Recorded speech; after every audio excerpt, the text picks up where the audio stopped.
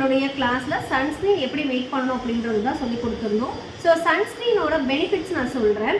First வந்து sunscreen எதுக்காக apply பண்ணணும்னா யூவி ரேஸ்ல இருந்து நம்மளுடைய ஸ்கின்னை ப்ரொடெக்ட் பண்ணுறதுக்காக தான் சன்ஸ்க்ரீன் நம்ம ஸ்கின்னுக்கு தேவைப்படுது.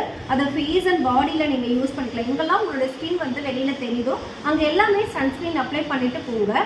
முக்கியமாக நம்ம வீட்டில் இருந்தாலும் சன்ஸ்க்ரீன் போட்டு ஆகணும்.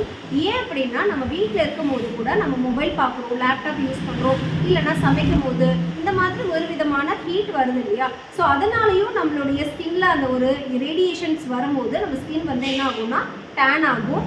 அதை ப்ரிவென்ட் பண்ணுறதுக்காக சன்ஸ்க்ரீன் 30 இருக்கிற மாதிரியானது வீட்டில் யூஸ் பண்ணுங்கள். இதுவே நீங்கள் வெளியில் போகிறீங்க அப்படின்னா 50 இருக்கிற மாதிரியான சன்ஸ்க்ரீன்ஸ் யூஸ் பண்ணுங்கள்.